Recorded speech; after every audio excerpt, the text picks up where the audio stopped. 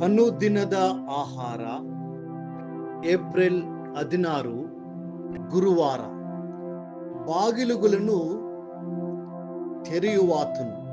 ಪ್ರಕಟಣೆ 3ನೇ ಅಧ್ಯಾಯ 7ನೇ ವಚನ. ಫಿಲದೆಲ್ಫಿಯದಲ್ಲಿರುವ ಸಭೆಯ ದೂತನಿಗೆ ಬರೆ. ಪರಿಶುದ್ಧನು, ಸತ್ಯವಂತನ, ದಾವೀದನ ಬೀಗದ ಕೈಯುಳ್ಳವನು, ಯಾರೂ ಮುಚ್ಚಕೂಡದಂತೆ ತೆರೆಯುವವನು, ಯಾರೂ ತೆರೆಯದಂತೆ ಮುಚ್ಚುವವನು ಆಗಿರುವಾತನು. ನಾವು ಎಂತಹ ದೇವರನ್ನು ಆರಾಧಿಸುತ್ತೇವೆ. ಆತನು ದಾವೀದನ ಕೀಲಿ ಕೈಯನ್ನು ಹಿಡಿದಿರುವವನು. ಆತನು ತೆರೆದರೆ ಯಾರು ಮುಚ್ಚಲಾರರು, ಮತ್ತು ಆತನು ಮುಚ್ಚಿದರೆ ಯಾರು ತೆರೆಯಲಾರರು. ಆತನು ಒಂದು ಬಾಗಿಲನ್ನು ತೆರೆದರೆ ಯಾವ ಮನುಷ್ಯನೂ ಅದನ್ನು ಮುಚ್ಚಲು ಸಾಧ್ಯವಿಲ್ಲ. ಅದೇ ರೀತಿ ಆತನು ಒಂದು ಬಾಗಿಲನ್ನು ಮುಚ್ಚಿದರೆ ಒಬ್ಬ ದೇವದೂತರು ಕೂಡ ಅದನ್ನು ತೆರೆಯಲು ಸಾಧ್ಯವಿಲ್ಲ. ನಮ್ಮ ಕರ್ತನು ಹೀಗೆ ಘೋಷಿಸುತ್ತಾನೆ: ದಾವೀದನ ಮನೆಯ ಬೀಗದ ಕೈಯನ್ನು ಅವನು ತನ್ನ ಹೆಗಲ ಮೇಲೆ ವಹಿಸಿಕೊಳ್ಳುವಂತೆ ಮಾಡುವೆನು. ಅವನು ತೆರೆದರೆ ಯಾರು ಮುಚ್ಚರು, ಆತನು ಮುಚ್ಚಿದರೆ ಯಾರು ತೆರೆಯರು. ಯೆಶಾಯ 22ನೇ ಅಧ್ಯಾಯ 22ನೇ ವಚನ. ಇಂದು ಮನೆಗಳ ಬಾಗಿಲುಗಳನ್ನು ತೆರೆಯಲು ಮತ್ತು ಮುಚ್ಚಲು ಅನೇಕ ವಿಧದ ಕೀಲಿ ಕೈಗಳು ಹಾಗೂ ಬೀಗಗಳನ್ನು ಬಳಸಲಾಗುತ್ತದೆ. ಪ್ರಾಚೀನ ಕಾಲದಲ್ಲಿ ಜನರು ಭುಜದ ಮೇಲೆ ಹೊರುವಂತ ಬಹಳ ದೊಡ್ಡ ಕೀಲಿ ಕೈಗಳನ್ನು ಬಳಸುತ್ತಿದ್ದರು. ದಾವೀದನ ಮನೆತನದ ಕೀಲಿ ಕೈ ಅಷ್ಟು ದೊಡ್ಡದಾಗಿದ್ದರೆ ಅದು ಸಂಕೇತಿಸುವ ಅಧಿಕಾರ ಇನ್ನು ಎಷ್ಟಿರಬಹುದು ಎಂಬುದನ್ನು ಊಹಿಸಿಕೊಳ್ಳಿರಿ. ಇದು ದಾವೀದನ ಕುಮಾರನಾದ ಯೇಸು ಕ್ರಿಸ್ತನು ತನ್ನ ಕೈಗಳಲ್ಲಿ ಅನೇಕ ಕೀಲಿ ಕೈಗಳನ್ನು ಹಿಡಿದಿದ್ದಾನೆ. ನಮ್ಮ ಜೀವನದಲ್ಲಿ ಆತನು ತೆರೆದ ಮೊಟ್ಟ ಮೊದಲ ಕೀಲಿಕೈ ಯಾವುದೆಂದರೆ ರಕ್ಷಣೆಯ ಕೀಲಿಕೈ. ಅದೇ ಪಾಪಗಳ ಕ್ಷಮಾಪಣೆ. ನಂತರ ಆತನು ನಮಗೆ ದೈವಿಕ ಶಾಂತಿಯ ಕೀಲಿ ಕೈಯನ್ನು ನೀಡಿ ನಿಜವಾದ ಸಮಾಧಾನವನ್ನು ಕರುಣಿಸುತ್ತಾನೆ. 3ನೆಯ ಕೀಲಿಕೈ ನಿತ್ಯ ಜೀವ. 4ನೇದು ಪವಿತ್ರಾತ್ಮನ ಅಭಿಷೇಕ.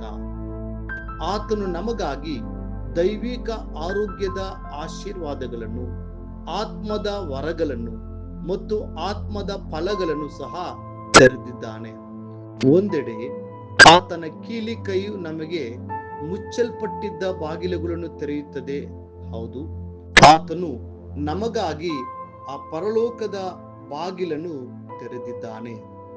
ದೇವರೊಂದಿಗಿನ ಸಹಭಾಗಿತ್ವದ ಮಾರ್ಗವನ್ನು ತೆರೆದಿದ್ದಾನೆ. ನಮ್ಮ ಪ್ರಾರ್ಥನೆಗಳನ್ನು ಕೇಳುವ ಬಾಗಿಲನ್ನು ಆತನು ತೆರೆದಿದ್ದಾನೆ. ಅದೇ ಸಮಯದಲ್ಲಿ ಮುಚ್ಚಲ್ಪಡಬೇಕಾದ ಬಾಗಿಲುಗಳನ್ನು ಮುಚ್ಚಲು ಆತನು ತನ್ನ ಕೀಲಿ ಕೈಗಳನ್ನು ಬಳಸಿದ್ದಾನೆ. ಆತನು ಮರಣದ ಬಾಗಿಲನ್ನು ಮುಚ್ಚಿದನು, ಪಾತಾಳದ ದ್ವಾರಗಳನ್ನು ಹಾಕಿದನು ಮತ್ತು ನಮಗೆ ಎದುರಾಗಿ ನಿಂತಿದ್ದ ದುಷ್ಟ ಶಕ್ತಿಗಳನ್ನು ಕತ್ತಲೆಗೆ ತಳ್ಳಿ ಅವುಗಳನ್ನು ದೂರ ಮಾಡಿದನು. ಆತನು ಘೋಷಿಸುವಂತೆ, ನಾನು ಸತ್ತವನಾದೆನು ಮತ್ತು ಇಗೋ ಯುಗ ಯುಗಾಂತರಗಳಲ್ಲಿಯೂ ಬದುಕುವವನಾಗಿದ್ದೇನೆ. ಮರಣದ ಮತ್ತು ಪಾತಾಳದ ಬೀಗದ ಕೈಗಳು ನನ್ನಲ್ಲಿ ಅವೆ. ಪ್ರಕಟಣೆ 1ನೇ ಅಧ್ಯಾಯ 18ನೇ ವಚನ. ಇಂದು ಆತನು ನಿಮಗಾಗಿ ಒಂದು ಹೊಸ ಬಾಗಿಲನ್ನು, ಆಶೀರ್ವಾದದ ಬಾಗಿಲನ್ನು ತೆರೆಯಲು ಸಿದ್ಧನಿದ್ದಾನೆ. ಪಾರಸಿಯ ದೇಶದಲ್ಲಿ ಆತನು ಎಸ್ತೇರಳಿಗೆ ಅನುಕೂಲಕರವಾದ ಬಾಗಿಲನ್ನು ತೆರೆದನು.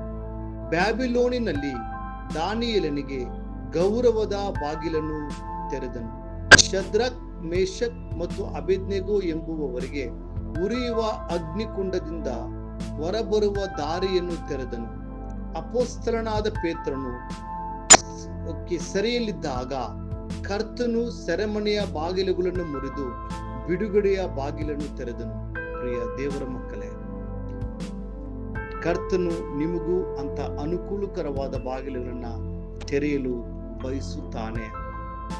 ಮುಂದಿನ ಅಧ್ಯಯನಕ್ಕಾಗಿ ದೇವರ ವಾಕ್ಯ. ಇಗೋ, ಬಾಗಿಲಲ್ಲಿ ನಿಂತುಕೊಂಡು ತಟ್ಟುತ್ತಾ ಇದ್ದೇನೆ. ಯಾವನಾದರೂ ನನ್ನ ಶಬ್ದವನ್ನು ಕೇಳಿ ಬಾಗಿಲನ್ನು ತೆರೆದರೆ ನಾನು ಒಳಗೆ ಬಂದು ಅವನ ಸಂಗಡ ಊಟ ಮಾಡುವೆ, ಅವನು ನನ್ನ ಸಂಗಡ ಊಟವನ್ನ ಮಾಡುವನು. ಪ್ರಕಟಣೆ 3ನೇ ಅಧ್ಯಾಯ 20ನೇ ವಚನ. ಈ ದಿನ ಓದುವ ದೇವರ ವಾಕ್ಯ ಮುಂಜಾನೆ 1 ಸಮುವೇಲ 30 ಮತ್ತು 31 ಅಧ್ಯಾಯಗಳು. ಸಂಜೆ ಲೂಕನು ಬರೆದ ಸುವಾರ್ತೆ 13ನೇ ಅಧ್ಯಾಯ 23ರಿಂದ 35 ವಚನಗಳು. ದೇವರು ನಿಮ್ಮನ್ನು ಆಶೀರ್ವದಿಸಿ ಕಾಯಲಿ.